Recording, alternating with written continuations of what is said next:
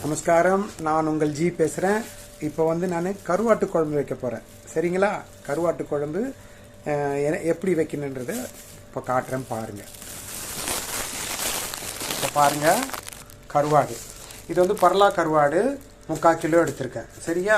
வெங்காயம் 400, தக்காளி 300, புளி 150, 1/4 கிலோ உருளைக்கிழங்கு, 1/4 கிலோ கத்திரிக்காய், 2 முருங்கைக்காய். சரிங்களா? 10 பச்சை மிளகா, 5 வரமிளகா, நசுக்கின பூண்டு, உரிச்ச பூண்டு 2 உரிச்ச பூண்டு. சரிங்களா? சாம்பார் வெங்காயம் ஒரு 100 கிராம், குழம்பு மிளகாய்த்தூள் 150, வெறும் மிளகாத்தூள் 50, மஞ்சள் 1 ஸ்பூனு. சரிங்களா? இது அரைச்ச கறிவேப்பிலை, கொத்தமல்லி 1 கைப்பிடி. ஓகேவா?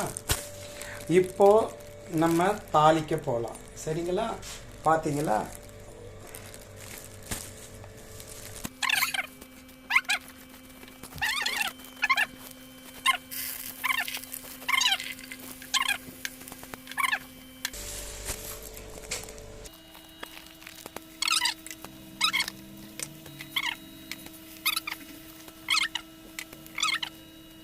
இப்போ மொச்சப்பயிறு 150 கிராம்.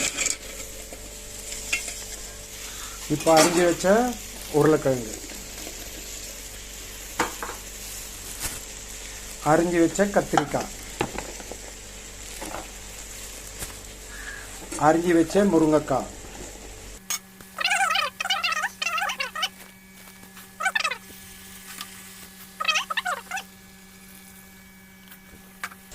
குழம்பு கொதிச்சிச்சான்னு பார்க்கலாமா? ஆஹா,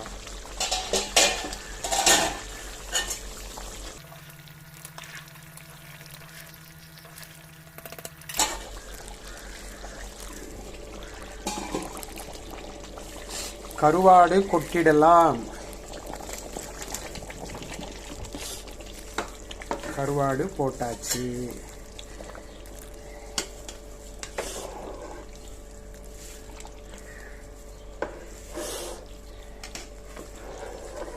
பார்த்தீங்களா? பரலா கருவாட்டு குழம்பு, முள்ளு தலை எதுவும் இல்லாமல் வெறும் சதையை மட்டும் போட்டு குழம்பு. ஓகேவா? கொதிச்சு வரட்டும். கருவாட்டு குழம்பு ரெடி. இப்போ கொத்தமல்லி போட்டு இறக்கிடணும்.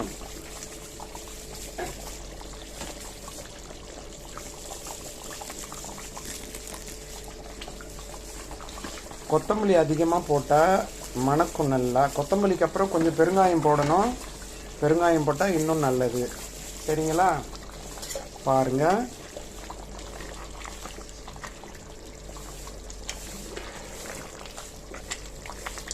கத்திரிக்காய், முருங்கைக்காய், உருளைக்கிழங்கு போட்டு கருவாட்டு குழம்பு. எப்படி?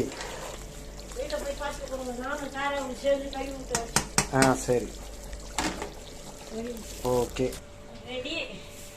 வணக்கம். பார்த்தீங்களா கருவாட்டு குழம்பு? கருவாட்டு குழம்பு இப்போ பரலா கருவாட்டு குழம்பு, தலை முள்ளு வாலு இல்லாம வெறும் சதையில உங்களுக்கு பிரம்மாண்டமா தயாரிச்சிருக்கோம். இதுல பாருங்க, டேஸ்ட் பண்ணி பாருங்க, பார்த்துட்டு சொல்லுங்க, சாப்பிட வாங்க. சரிங்களா? நமஸ்காரம், ரொம்ப நன்றி. எல்லாம் முன்னாடி சொல்லியாச்சு. ஷாப்